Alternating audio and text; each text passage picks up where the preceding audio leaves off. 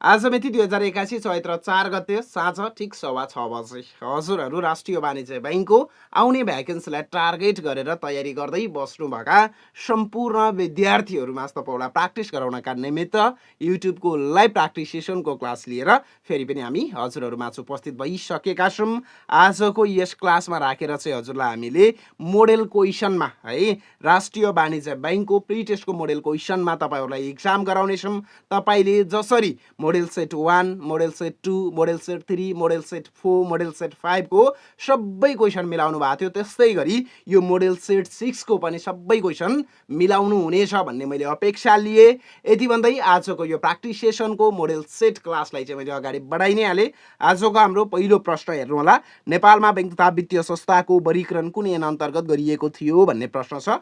नेपालमा बैंक तथा वित्तीय संस्थाको वर्गीकरण क्लासिफिकेसन कुन चाहिँ ऐन अन्तर्गत गरिएको थियो भन्ने प्रश्न। अप्सनहरू हेर्नु होला।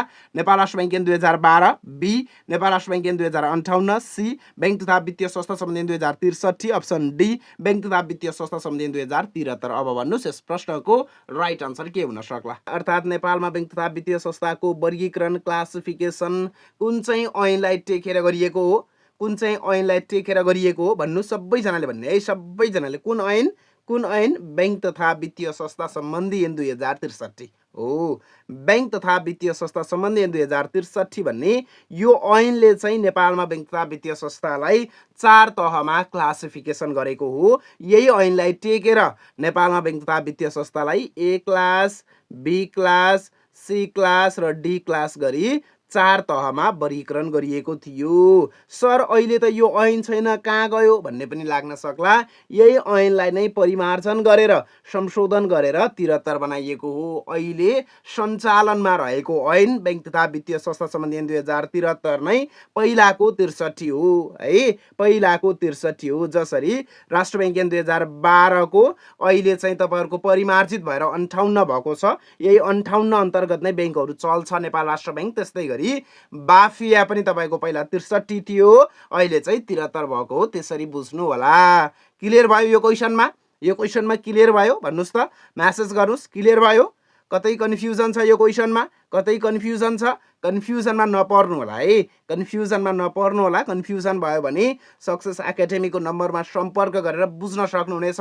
यदि कुनै पनि बैंकिङ सेक्टरको बारेमा तपाईलाई चाहिँ जान्नु छ भने सक्सेस एकाडेमीलाई सम्पर्क गर्नुस् है। सक्सेस एकाडेमीले तपाईको चाहिँ सम्पूर्ण विषयको बारेमा तपाईलाई डिपली ज्ञान दिन्छ। हेर्नुस् क्वेसन नम्बर 2। क्वेसन नम्बर 2 ले चाहिँ के भन्दैछ भने बैंकहरूको वर्गीकरणको आधार तलको मध्ये कुन चाहिँ होइन भन्ने प्रश्न छ है। बैंकहरूको वर्गीकरणको आधार तलको मध्ये कुन चाहिँ होइन? अप्सनहरू हेर्नु होला।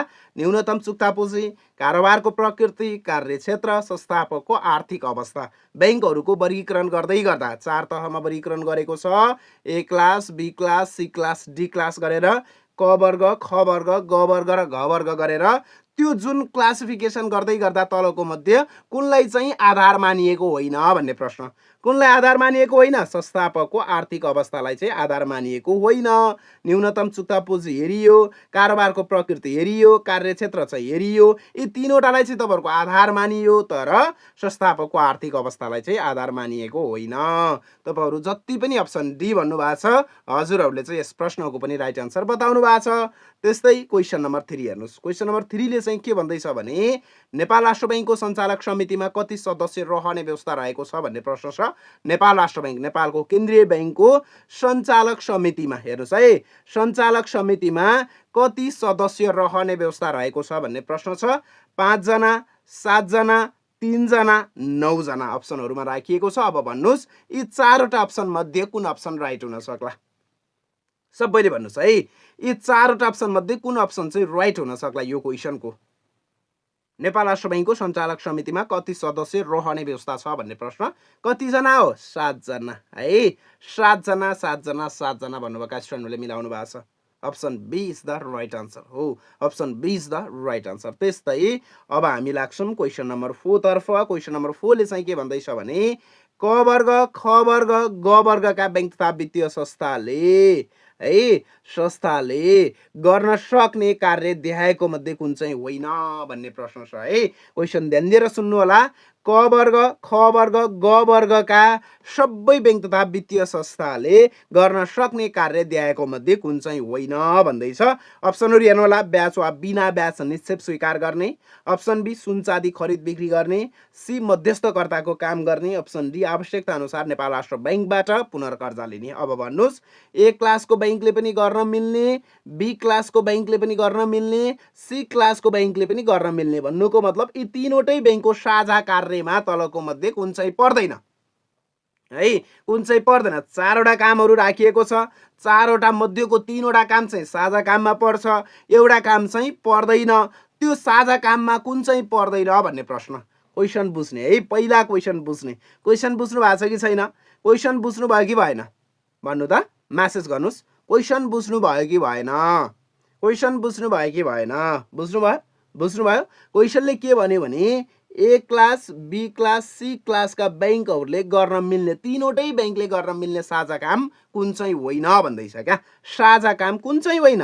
अब तपाईको चाहिँ ब्याज वा बिना ब्याज निक्षेप स्वीकार गर्ने ए क्लासकोले पनि गर्न सक्यो, बी क्लासकोले पनि गर्न सक्यो, सी क्लासले पनि गर्न सक्यो। त्यस्तै सुन चाँदी खरिद बिक्री गर्ने चाहिँ तपाईको ए क्लासको बैंकले मात्रै गर्न पाउँछ, बी र सी क्लासका बैंकले गर्न पाउँदैनन् भनेपछि यसको राइट आन्सर अप्सन बी भयो। तपाईँ धेरैले मिलाउनु भएको छ है, धेरैले मिलाउनु भएको छ यसको आन्सर, धेरैले। मध्यस्थकर्ताको काम ए क्लासकोले पनि गर्छ, बी क्लासकोले पनि गर्छ, सी क्लासकोले पनि गर्छ। त्यस्तै नेपाल राष्ट्र बैंकबाट लोन पनि तपाईको ए क्लासकोले पनि ल्याउँछ, बी क्लासकोले पनि लिन पाउँछ, सी क्लासकोले पनि लिन पाउँछ। तर सुन चाँदी खरिद बिक्री गर्ने काम चाहिँ वाणिज्य बैंकले मात्रै गर्न पाउँछन् है, उनीहरूलाई मात्रै दिएको छ ऐनले। त्यस्तै क्वेसन नम्बर 5 हेर्नुहोस्। व्यवहारमा प्रचलित चेकका प्रकारहरू कति हुन्छन् भन्ने प्रश्न छ। अप्सनहरू हेर्नु होला। 1, 2, 3, 4। अब भन्नुहोस् यस प्रश्नको राइट आन्सर के हुन सक्ला है? अब भन्नुहोस् यस प्रश्नको राइट आन्सर के हुन सक्ला? व्यवहारमा प्रचलित चेकहरू कति प्रकारका हुन्छन्? व्यवहारमा प्रचलित चेकहरू कति प्रकारका हुन्छन्? 3 प्रकार। गुड है। 3 प्रकार, 3 प्रकार, 3 प्रकार भन्नुभएका जम्मै विद्यार्थीले मिलाउनु भएको छ। भन्दै गर्दा धेरै म्याक्सिमम स्टुडेन्टहरूले चाहिँ मिलाउनु भएको छ। त्यस्तै क्वेसन नम्बर 6 हेर्नुहोस्। क्वेसन नम्बर 6 ले चाहिँ के भन्दैछ भने विदेशमा शाखा खोल्ने पहिलो बैंक तलको मध्ये कुन चाहिँ हो? हेर्नुहोस् है, विदेशमा शाखा ब्रान्च खोल्ने पहिलो बैंक कुन चाहिँ हो भन्ने प्रश्न छ। अप्सनहरू हेर्नु होला। Global IME bank, option B Kumari bank, option C Nobel bank, option D Nepal bank limited. अब भन्नुहोस् यस प्रश्नको राइट आन्सर के हुन सक्ला? विदेशमा शाखा खोल्ने पहिलो बैंक कुन हो? विदेशमा शाखा खोल्ने पहिलो बैंक कुन हो? विदेशमा शाखा खोल्ने पहिलो बैंक कुन हो? सबैले भन्नुहोस्, सबैले भन्नुहोस्। अप्सन ए गेस गर्नुभएका स्टुडेन्टहरूले मिलाउनु भएको छ। विदेशमा शाखा खोल्ने पहिलो बैंक चाहिँ तपाईँको ग्लोबल आइएमए बैंक। कुन रहेछ? Global IME bank. कुन रहेछ? Global IME bank. कतै कन्फ्युजन छ? कसैलाई केही कन्फ्युजन? कसैलाई केही कन्फ्युजन छ? छैन। त्यस्तै क्वेसन नम्बर 7 हेर्नुहोस्। क्वेसन नम्बर 7 ले चाहिँ के भन्दैछ भने नेपाल राष्ट्र बैंकले जारी गर्ने वैदेशिक रोजगार बचत पत्र कति अवधिको हुन्छ? नेपाल राष्ट्र बैंकले जारी गर्ने वैदेशिक रोजगार बचत पत्र कति अवधिको हुन्छ भन्ने प्रश्न छ। अप्सनहरू हेर्नु होला। 3 वर्ष, बी 5 वर्ष, सी 7 वर्ष, डी 10 वर्ष। अब भन्नुहोस् यस प्रश्नको राइट आन्सर के हुन सक्ला? वैदेशिक रोजगार बचत पत्र कति अवधिको हुन्छ? राष्ट्र बैंकले जारी गर्ने वैदेशिक रोजगार बचत पत्र है, वैदेशिक रोजगार बचत पत्र कति अवधिको हुन्छ? वैदेशिक रोजगार बचत पत्र कति अवधिको हुन्छ? 5 वर्ष, 5 वर्ष, 5 वर्ष गेस गर्नुभएका स्टुडेन्टहरूले मिलाउनु भएको छ है। जतिले अप्सन बी बी बी भन्नुभयो तपाईँ सबैजनाले आन्सर मिलाउनु भएको छ। त्यस्तै क्वेसन नम्बर 8 हेर्नु होला। क्वेसन नम्बर 8 ले चाहिँ के भन्दैछ भने 3 महिनादेखि 6 महिनासम्म भाका नागेको कर्जा कुन प्रकृतिको कर्जा हो भन्ने प्रश्न छ है। 3 महिनादेखि 6 महिनासम्म भाका नागेको कर्जा वा सापटलाई के नामले सम्बोधन गरिन्छ? के नाम प्रयोग गरिन्छ? कुन वर्गमा राखिन्छ भन्ने प्रश्न छ। अप्सनहरू हेर्नु होला। खराब कर्जा, अप्सन बी असल कर्जा, सी सूक्ष्म निगरानी कर्जा, अप्सन डी कमर्सियल कर्जा। अब भन्नुहोस् यस प्रश्नको राइट आन्सर के हुन सक्ला? है। अब भन्नुहोस् यस प्रश्नको राइट आन्सर के हुन सक्ला? प्रत्येक मोडेल सेटमा हामीले प्रत्येक च्याप्टरबाट क्वेसन राखेका छौँ है। सबै मोडेल सेटमा चाहिँ हामीले सबै च्याप्टरबाट जति पनि सिलेबसमा छन् च्याप्टरहरू ती जम्मै च्याप्टरबाट चाहिँ क्वेसन राखेका छौँ। त्यसैले गर्दा जति पनि सक्सेस एकाडेमीले मोडेल सेटमा तपाईँहरूलाई इक्जाम गराउँछ, तपाईँहरू त्यो मोडेल सेटमा बसेर इक्जाम गर्नुहोला। तपाईँको pre test exam easily pass हुन्छ है, इजिली पास हुन्छ। जसरी जुन फर्मेटमा राष्ट्रिय वाणिज्य ब्याङ्कले तपाईँको प्री टेस्ट इक्जाम सञ्चालन गर्छ, अर्थात् तपाईँको चाहिँ लोकसेवा आयोगले लिने हो इक्जाम चाहिँ जुन फर्मेटमा इक्जाम हुन्छ त्यही फर्मेटमै हामीले चाहिँ तपाईँलाई मोडेल सेटमा इक्जाम गराइराखेका हुन्छौँ। यदि तपाईँ रिटर्न बेसका क्लासेसहरू पनि लिने हो, रिटर्नको फर्मेटमा इक्जाम गर्ने हो, रिटर्नको राम्ररी तयारी गर्ने हो भने सक्सेस एकाडेमीलाई एकपटक सम्पर्क गर्नुहोला। सम्पर्क गरेर बुझेर क्लास जोइन गर्न सक्नुहुनेछ। भन्नुहोस् यसको राइट आन्सर के हुन सक्ला? कमर्सियल कर्जा सर, कमर्सियल कर्जा, कमर्सियल कर्जा भन्दै हुनुहुन्छ, जुन एकदमै राइट आन्सर है। 3 महिनादेखि 6 महिनासम्म भाखा नागेको कर्जा वा सापटलाई हामीले के भन्छौँ? के भन्छौँ? कमर्सियल कर्जा। के भन्दा रहेछौँ? कमर्सियल कर्जा है। त्यस्तै क्वेसन नम्बर 9 हेर्नुहोस्। क्वेसन नम्बर 9 ले चाहिँ के भन्दैछ भने एयाम यालको पुरा रूप के हो भन्ने प्रश्न छ। हेर्नुहोस् त, एयाम यालको पुरा रूप के हो भन्ने प्रश्न। 4वटा अप्सनहरू छन्। यी 4वटा अप्सन मध्येबाट एउटा अप्सन छानिदिनुहोस्। लाइभ च्याट बक्स लाइभ क्लासमा हुनुहुन्छ भने यो टाइममा तपाईँले भ्याउन सक्नु भएको छैन, अन्य टाइममा बसेर प्र्याक्टिस गरिराख्नु भएको छ भने कमेन्ट बक्समा आन्सर बताइदिँदा पनि केही फरक पर्दैन है। जसरी हुन्छ तपाईँले प्र्याक्टिस गर्ने हो क्या। Anti money laundering, anti money laundering, anti money laundering भन्दै हुनुहुन्छ, जुन एकदमै राइट आन्सर अप्सन बी भन्नुभएका स्टुडेन्टहरूले मिलाउनु भएको छ है। 9 को बी भन्नुभएका जम्मै विद्यार्थीले मिलाउनु भएको छ। एएमएलको पुरा रूप के रहन्छ? एन्टी मनी लाउन्ड्रिङ है। त्यस्तै क्वेसन नम्बर 10 हेर्नुहोस्। क्वेसन नम्बर 10 ले चाहिँ के भन्दैछ भने सदर मुलुकी खानाबाट पहिलो पटक निष्कासन गरिएका नोटहरू कुन कुन थिए भन्ने प्रश्न। हेर्नुहोस् त, सदर मुलुकी खानाबाट पहिलो पटक निष्कासन गरिएका नोटहरू, सिक्का होइन है, नोटहरू कुन कुन थिए भन्ने प्रश्न छ। अप्सनहरू हेर्नु होला। 1, 2, 5 र 10 का नोटहरू, बी 1, 5, 10 र 50 का नोटहरू, सी 1, 5, 10 र 20 का नोटहरू, अप्सन डी 1, 5, 10 र 100 का नोटहरू। अब भन्नुहोस् यस प्रश्नको राइट आन्सर के हुन सक्ला है। सदर मुलुकी खानाबाट पहिलो पटक फर्स्ट टाइम निष्कासन गरिएका नोटहरू कुन कुन थिए? यो क्वेसन पनि पर्न सक्छ है, पर्न सक्छ। कुन कुन थिए? कुन कुन थिए? ल गेस गर्नुहोस् त। 4वटा अप्सन मध्ये एउटा अप्सन छानिदिनुहोस् त ल। कुन कुन थिए? कुन कुन थिए? कुन कुन थिए? ल भन्नुहोस्, सबैले भन्नुहोस्, सबैले भन्नुहोस्, सबैले भन्नुहोस्। अप्सन डी डी डी भन्नुभएका स्टुडेन्टहरूले मिलाउनु भएको छ है। रु 1, रु 5, रु 10 र रु 100 का नोटहरू चाहिँ पहिलो पटक सदर मुलुकी खानाबाट निष्कासन गरिएको थियो है। सदर मुलुकी खानाबाट निष्कासन गरिएका नोटहरू भनेको पहिलो पटक निष्कासन गरिएका नोटहरू 1, 5, 10 र 100 रुपियाँको है। 1, 5, 10 र 100 रुपियाँ है। त्यस्तै क्वेसन नम्बर 11 हेर्नुहोस्। क्वेसन नम्बर 11 ले चाहिँ के भन्दैछ भने सञ्चालक हुन है, ब्याङ्क तथा वित्तीय संस्थाको सञ्चालक हुन आवश्यक न्यूनतम शैक्षिक योग्यता कति हुनु पर्दछ? हेर्नुहोस् है, आवश्यक न्यूनतम शैक्षिक योग्यता कति? शैक्षिक योग्यता भयो भने ब्याङ्क तथा वित्तीय संस्थाको सञ्चालक पदमा नियुक्ति हुन मिल्छ। अप्सनहरू हेर्नु होला। Bachelor, master degree, PhD, +2 pass. अब भन्नुहोस् यस प्रश्नको राइट आन्सर के हुन सक्ला है। सञ्चालक, ब्याङ्क तथा वित्तीय संस्थाको सञ्चालक हुनका निमित्त न्यूनतम शैक्षिक योग्यता कति हुनुपर्छ? न्यूनतम शैक्षिक योग्यता कति हुनुपर्छ भन्नुहोस् त? कति हुनु पर्ला? कति हुनु पर्ला? मास्टर डिग्री है। Master degree, master degree, master degree भन्नुभएका स्टुडेन्टहरूले मिलाउनु भएको छ। हो option B is the right answer. त्यस्तै क्वेसन नम्बर 12 हेर्नुहोस्। क्वेसन नम्बर 12 ले चाहिँ के भन्दैछ भने नेपाल राष्ट्र ब्याङ्कसँग सम्बन्धित तलको कुन भनाइ गलत छ भन्ने प्रश्न। नेपाल राष्ट्र ब्याङ्कसँग सम्बन्धित तलको कुन चाहिँ भनाइ गलत छ भन्ने प्रश्न छ। म भनाइहरू पढ्छु है। ब्याङ्कहरूको पनि ब्याङ्क, बी ब्याङ्कहरूको निक्षेप स्वीकार गर्दछ, सी अविच्छिन्न उत्तराधिकारवाला स्वशासित संस्था, अप्सन डी जनताको निक्षेप स्वीकार गर्दछ। अब भन्नुहोस् यस प्रश्नको राइट आन्सर के हुन सक्ला है? कुन चाहिँ भनाइ गलत होला भन्नुहोस् त? नेपाल राष्ट्र ब्याङ्क, ब्याङ्कहरूको पनि ब्याङ्क हो, यो भनाइ एकदमै ठिक छ। त्यस्तै गरी नेपाल राष्ट्र बैंकहरूले चाहिँ नेपाल राष्ट्र बैंकले चाहिँ बैंकहरूको निक्षेप स्वीकार गर्छ। यो भनाइ पनि एकदमै करेक्ट छ। त्यस्तै गरी अविच्छिन्न उत्तराधिकारवाला एक स्वशासित र सङ्गठित संस्था पनि नेपाल राष्ट्र बैंक हो भनेपछि नेपाल राष्ट्र बैंकले जनताको निक्षेप स्वीकार भने गर्दैन है। तपाईँ कसैले नेपाल राष्ट्र बैंकमा खाता खोल्नु भएको छ? ल हात उठाउनुहोस्। ल भन्नुहोस्, एकजनाले भन्नुहोस् मैले खोलेको छु भनेर। कसैले खोल्नु भएको छ? कसैको डिपोजिट नेपाल राष्ट्र बैंकले जुन सङ्कलन गरेको छ है, तपाईँले नेपाल राष्ट्र बैंकमा पैसा 1 रुपियाँ राख्नु भएको छ, तपाईँको खाता छ नेपाल राष्ट्र बैंकमा? छैन है, छैन। किनकि नेपाल राष्ट्र बैंकले सर्वसाधारण जनताको निक्षेप स्वीकार पनि गर्दैन, खाता पनि खोल्दिँदैन। बैंकहरूको मात्रै उसले खाता खोल्छ, निक्षेप स्वीकार गर्छ। त्यस्तै क्वेसन नम्बर 13 हेर्नुहोस्। क्वेसन नम्बर 13 ले चाहिँ के भन्दैछ भने राष्ट्रिय समन्वय समितिको संयोजक को रहने व्यवस्था रहेको छ भन्ने प्रश्न छ। क्वेसन ध्यान दिएर सुन्नु होला। राष्ट्रिय समन्वय समितिको संयोजक को रहने व्यवस्था रहेको छ भन्ने प्रश्न। अप्सनहरू हेर्नु होला। अर्थ मन्त्रालयको सचिव, बी गृह मन्त्रालयको सचिव, सी परराष्ट्र मन्त्रालयको सचिव, अप्सन डी गभर्नर। अब भन्नुहोस् यस प्रश्नको राइट आन्सर के हुन सक्ला? भन्नुहोस् त, यसको राइट आन्सर कुन चाहिँ हुन सक्ला?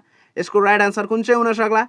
अप्सन ए भन्नुभएका स्टुडेन्टहरूले मिलाउनु भएको छ है। जति पनि अप्सन ए भन्नुभएको छ तपाईँले मिलाउनु भएको छ है। Option A is the right answer. राष्ट्रिय समन्वय समितिको संयोजक चाहिँ अर्थ मन्त्रालयको सचिव हुने व्यवस्था रहेको छ है, व्यवस्था रहेको छ। त्यस्तै क्वेसन नम्बर 14 हेर्नुहोस्। क्वेसन नम्बर 14 ले चाहिँ के भन्दैछ भने बैंकिङ कसुर तथा सजाय 2064 अनुसार है, बैंकिङ कसुर तथा सजाय 2064 अनुसार अनधिकृत रूपमा खाता खोलेमा वा रकम भुक्तानी माग गरेमा कस्तो सजाय हुन्छ है। जुन तपाईँहरूको चाहिँ अनधिकृत रूपमा खाता खोलियो भने के कस्तो सजाय हुने व्यवस्था रहेको छ भन्ने प्रश्न।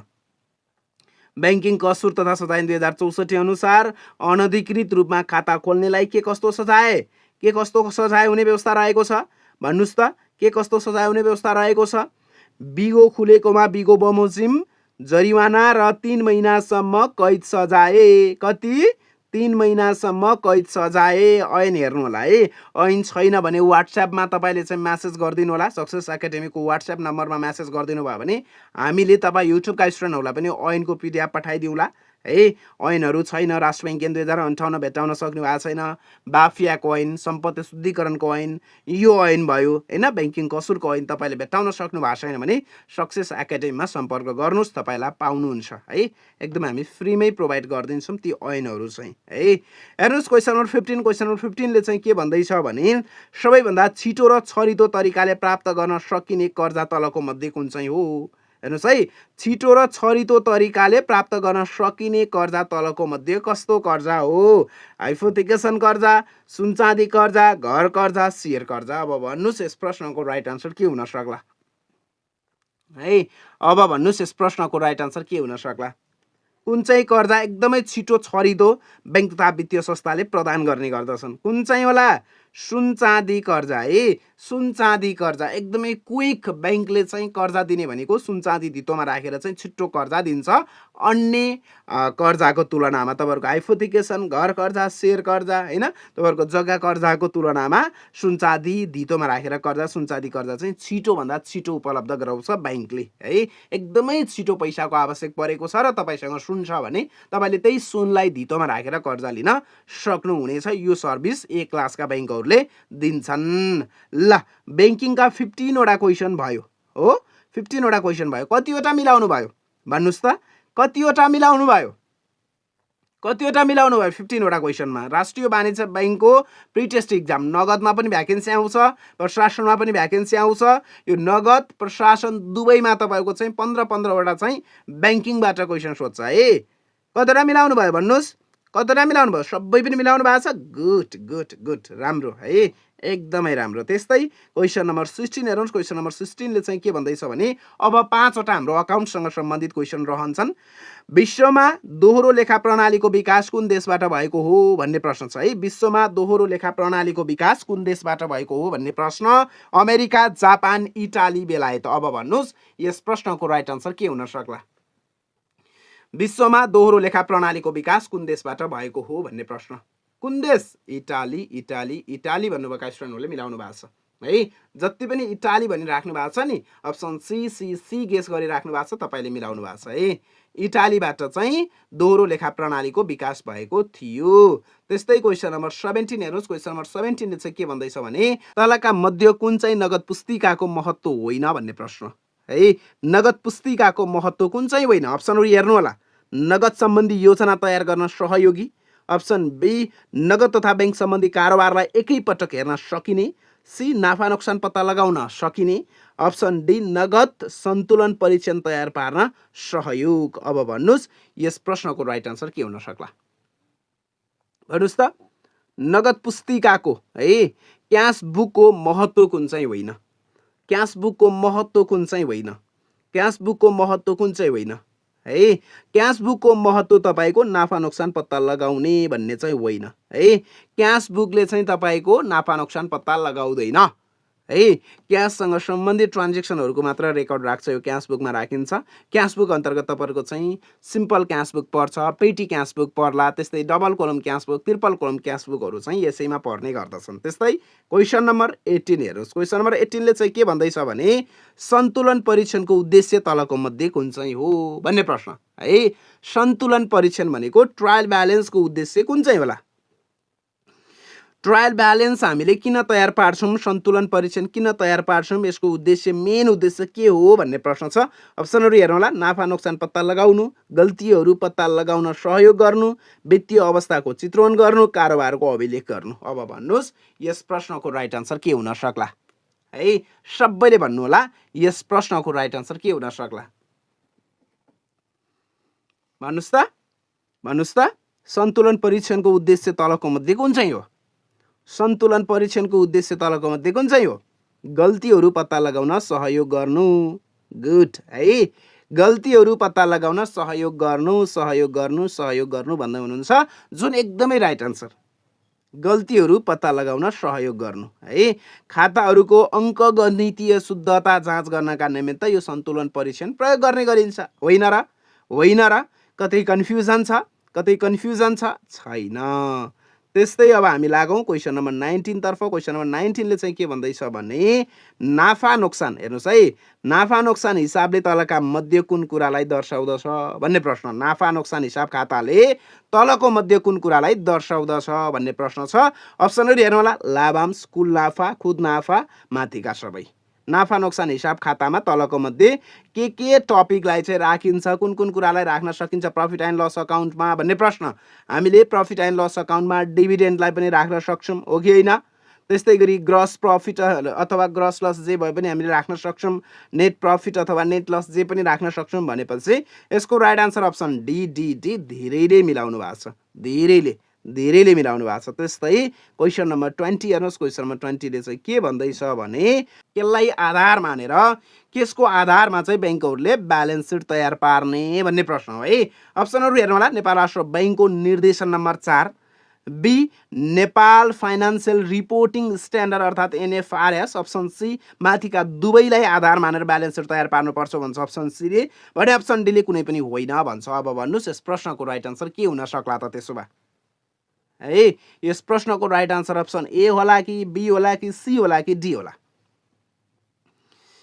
अप्सन सी होला पक्कै पनि बैंक तथा वित्तीय संस्थाहरूले चाहिँ नेपाल राष्ट्र बैंकको है नेपाल राष्ट्र बैंकले जारी गर्ने निर्देशन नम्बर 4 लाई पनि फलो गर्नुपर्छ है त्यो सँगसँगै एनएफआरएस लाई पनि फलो गर्नुपर्छ भनेपछि यसको राइट आन्सर अप्सन सी है अप्सन सी 5 वटा अकाउन्टका क्वेशन पनि भए अब 5 वटा मैले तपाईलाई म्यानेजमेन्टका क्वेशनहरुको प्र्याक्टिस गराउँछु 5 को 5 मिलाउने कोसिस गर्नु होला मानव संसाधन व्यवस्थापनको सिद्धान्त तलको मध्ये कुन चाहिँ हो भन्ने प्रश्न छ ह्युमन रिसोर्स म्यानेजमेन्टको प्रिन्सिपल अन्तर्गत केलाई राख्न सक्छौं हामीले है ह्युमन रिसोर्स म्यानेजमेन्टको प्रिन्सिपल अर्थात सिद्धान्तमा तलको मध्ये कुन चाहिँ पर्छ ह्युमन रिसोर्स म्यानेजमेन्टको सिद्धान्तमा तलको मध्ये कुन चाहिँ पर्छ वृद्धि विकासको सिद्धान्त समानताको सिद्धान्त योगदानको सिद्धान्त त्यस्तै माथिका सबै भन्नुस् यस क्वेशनको राइट आन्सर के होला भन्नुस् यस क्वेशनको राइट आन्सर के होला अप्सन डी गुड है अप्सन डी भन्नुभएका जम्मैले मिलाउनु भएको छ यी सबै सिद्धान्तहरु हुन् ह्युमन रिसोर्स म्यानेजमेन्टको त्यस्तै क्वेशन नम्बर 22 हेर्नुस् क्वेशन नम्बर 22 ले चाहिँ के भन्दैछ भने सम्भाव्य उम्मेदवारहरुको खोजी गर्नु नै भर्ना हो भनी परिभाषित गर्ने विद्वान तलका मध्ये कुन चाहिँ हुन्? कुन चाहिँ होलान् भन्नुहोस् त? कुन चाहिँ होलान्? Option A B C D भन्नुहोस्। यो भर्ना है, भर्नाबाट ल्याइएको प्रश्न हो। भर्नाबाट ल्याइएको प्रश्न हो। भर्ना भनेको चाहिँ सम्भाव्य उम्मेदवारहरू है, सम्भाव्य उम्मेदवारहरूको चाहिँ खोजी गर्नु नै भर्ना हो भनेर परिभाषित गर्ने विद्वान को हुन्? डिसेन्जो रोबिन्स, डिसिन्जो रोबिन्स, डिसिन्जो रोबिन्स भन्दै हुनुहुन्छ। अप्सन ए गेस गर्नुभएका स्टुडेन्टहरूले मिलाउनु भएको छ है। यो प्र्याक्टिस गराउँदै गर्दा यो क्वेसन तपाईँलाई प्र्याक्टिस गराएको, टपिक वाइज प्र्याक्टिस गराउँदै गर्दा, त्यसैले गर्दा तपाईँ धेरैले मिलाउनु भएको छ। त्यस्तै क्वेसन नम्बर 23 हेर्नुहोस्। क्वेसन नम्बर 23 तपाईँहरूको उत्प्रेरणा मोटिभेसनसँग सम्बन्धित प्रश्न छ। मोटिभेसन सम्बन्धी आवश्यकता श्रृङ्खलाको सिद्धान्त कसले प्रतिपादन गरेका हुन् भन्ने प्रश्न छ है। मोटिभेसनसँग सम्बन्धित आवश्यकता श्रृङ्खलाको सिद्धान्त कसले प्रतिपादन गरेका हुन् भन्ने प्रश्न छ। अप्सनहरू हेर्नु होला। मास्लोले, अब्राहम मास्लोले, बी हर्जबर्गले, सी म्याकग्रेगरले, अप्सन डी माथिको कुनै पनि होइन भन्दैछ। अब भन्नुहोस् यस प्रश्नको राइट आन्सर के हुन सक्ला? मोटिभेसनसँग सम्बन्धित आवश्यकता श्रृङ्खलाको सिद्धान्त कसले प्रतिपादन गरेका हुन् है? मोटिभेसनसँग सम्बन्धित आवश्यकता श्रृङ्खलाको सिद्धान्त कसले प्रतिपादन गरेका हुन्? कसले? कसले भन्नुहोस् त? कसले? Abraham Maslow, Abraham Maslow, Abraham Maslow. Good है। अप्सन ए भन्नुभएका जम्मैले मिलाउनु भएको छ। यो मोटिभेसनसँग सम्बन्धित आवश्यकता श्रृङ्खलाको सिद्धान्त प्रतिपादन चाहिँ अब्राहम मास्लोले नै गरेका हुन्। तपाईँ धेरैले मिलाउनु भएको छ। त्यस्तै क्वेसन नम्बर 24 हेर्नुहोस्। क्वेसन नम्बर 24 ले चाहिँ के भन्दैछ भने तानाशाही नेतृत्व है, तानाशाही नेतृत्वको विशेषता तलका मध्ये कुन चाहिँ हो भन्दैछ। तानाशाही नेतृत्वको विशेषता तलको मध्ये कुन चाहिँ हो है? तानाशाही नेतृत्व शैलीको विशेषता तलको मध्ये कुन चाहिँ हो?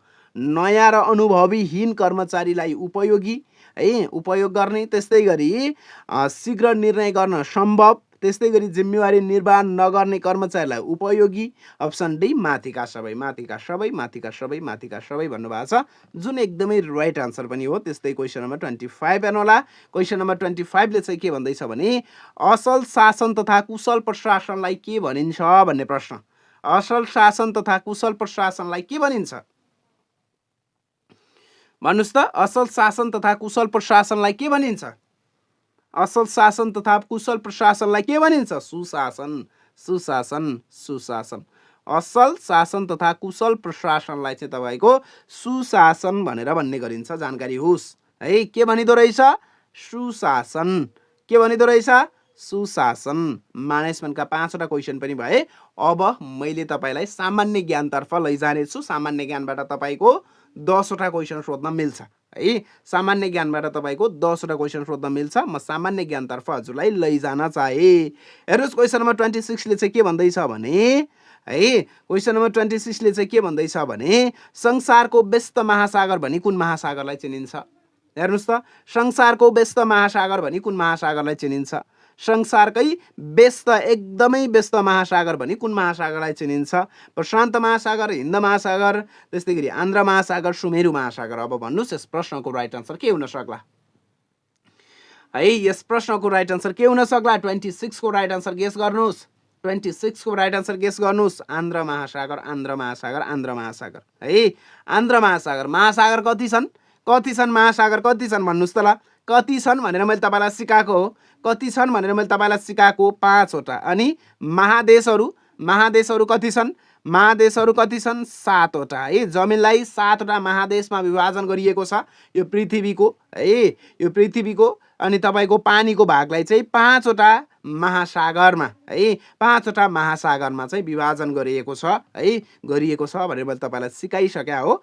त्यस्तै क्वेसन नम्बर 27 हेर्नुहोस्। क्वेसन नम्बर 27 ले के भन्दैछ भने सबैभन्दा धेरै गाउँपालिका भएको जिल्ला कुन हो? हेर्नुहोस् है, सबैभन्दा धेरै गाउँपालिका भएको जिल्ला कुन हो? यो क्वेसन चाहिँ तपाईँको नेपालको भूगोलबाट ल्याइएको प्रश्न। सबैभन्दा धेरै गाउँपालिका भएको जिल्ला कुन हो? जम्मा जम्मी 77 वटा जिल्ला हुन् नेपालमा। यो 77 वटा जिल्ला मध्येकै सबभन्दा धेरै गाउँपालिका भएको जिल्ला कुन होला? धादिङ, तनहुँ, गोर्खा, सर्लाही। मैले के सिकाएको थिएँ तपाईँलाई? के सिकाएको हो? प्र्याक्टिस गराउँदै गर्दा के सिकाएको हो भन्नुहोस् त?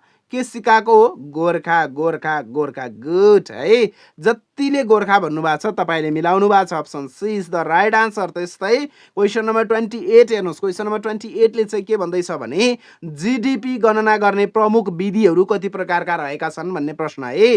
जिडिपी गणना गर्ने प्रमुख विधिहरू कति रहेका छन् है। जिडिपी गणना गर्ने प्रमुख विधिहरू कति रहेका छन्? 1 2 3 4 कतिवटा विधिबाट चाहिँ हामीले जिडिपी क्याल्कुलेसन गर्न सक्छौँ, अर्थात् गणना गर्न सक्छौँ अथवा क्याल्कुलेसन गर्न सक्छौँ? भन्नुहोस् त, जिडिपी गणना गर्ने प्रमुख विधिहरू कति रहेका छन्? जिडिपी गणना गर्ने प्रमुख विधिहरू कति रहेका छन्? भन्नुहोस् त, कति रहेका छन्? 3 वटा 3 वटा 3 वटा। गुड है, 3 वटा विधि रहेका छन्। त्यस्तै क्वेसन नम्बर 29 हेर्नु होला। क्वेसन नम्बर 29 ले चाहिँ के भन्दैछ भने युएनडिपी ले मानव विकास सूचकाङ्क अर्थात् एसडिआई कहिलेदेखि प्रकाशन गर्दै आइरहेको छ भन्ने प्रश्न है। युएनडिपी ले मानव विकास सूचकाङ्क एसडिआई कहिलेदेखि प्रकाशन गर्दै आइरहेको छ? भन्नुहोस्। Option A 1989, B 1990, option C 2005, option D सन् 2024। अब भन्नुहोस् यस प्रश्नको राइट आन्सर के हुन सक्ला? मैले तपाईँलाई के सिकाएको हो? मैले क्लास गराउँदै गर्दा हजुरलाई के सिकाएको हो? भन्नुहोस् यसको राइट आन्सर। यसको राइट आन्सर के हुन सक्ला? सन् 1990। सन् 1990। गुड है, युएनडिपी ले मानव विकास सूचकाङ्क एसडिआई कहिलेदेखि प्रकाशन गर्दै आइरहेको छ भन्नुहुन्छ भने सन् 1990 देखि प्रकाशन सार्वजनिक गर्दै आइरहेको छ। त्यस्तै क्वेसन नम्बर 30 हेर्नुहोस्। क्वेसन नम्बर 30 ले चाहिँ के भन्दैछ भने नेपाली आमा र विदेशी बुवाबाट जन्म भई नेपालमै बसोबास गर्ने नाबालकलाई कुन नागरिकता प्रदान गरिन्छ? नेपालको संविधानबाट ल्याइएको प्रश्न, ध्यान दिएर हेर्नु होला है। नेपाली आमा र विदेशी बुवाबाट जन्म भई नेपालमै बसोबास गर्ने नाबालकलाई कुन नागरिकता प्रदान गरिन्छ? अप्सनहरू हेर्नु होला। अङ्गीकृत नागरिकता, सम्मानार्थ नागरिकता, गैर आवासीय नागरिकता, त्यस्तै गरी तपाईँको चाहिँ वंशज नागरिकता। अब भन्नुहोस् यस प्रश्नको राइट आन्सर के हुन सक्ला है। मैले तपाईँलाई टपिक रिलेटेड प्र्याक्टिस सेसन गराउँदै गर्दा प्र्याक्टिस गराएकै क्वेसन हो यो पनि है। यो पनि तपाईँलाई चाहिँ प्र्याक्टिस गराएकै क्वेसन हो। नेपाली आमा र विदेशी बुवाबाट जन्म भइकन नेपालमै बसोबास गर्ने नाबालकलाई कस्तो नागरिकता दिने? अङ्गीकृत अङ्गीकृत अङ्गीकृत। गुड है, अङ्गीकृत भन्नुभएका जम्मै विद्यार्थीले मिलाउनु भएको छ। अङ्गीकृत भन्नुभएका जम्मै विद्यार्थीले मिलाउनु भएको छ।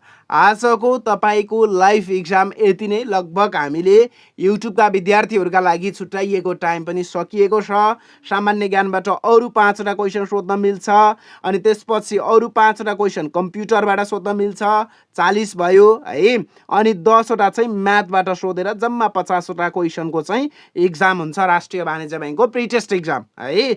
अब तपाईँ म्याथमा कमजोर हुनुहुन्छ, कम्प्युटरमा कमजोर हुनुहुन्छ, त्यो सँगसँगै रिटर्न बेस्ड क्लासेसहरू लिन चाहनुहुन्छ भने सक्सेस एकाडेमीलाई सम्पर्क गर्नुहोला। ब्याङ्किङ सेक्टरको एक मात्र इफेक्टिभ क्लास प्रोभाइड गर्ने संस्थाको रूपमा सक्सेस एकाडेमी परिचित छ। तपाईँले सम्पर्क गरेर बुझ्नुहोला र आफूलाई एडमिसन गराएर आफ्नो तयारीलाई चाहिँ निरन्तर अगाडि लैजान सक्नुहुनेछ भन्दै आजको यस क्लासबाट भने म बिदा हुन चाहन्छु। हवस् त, धन्यवाद।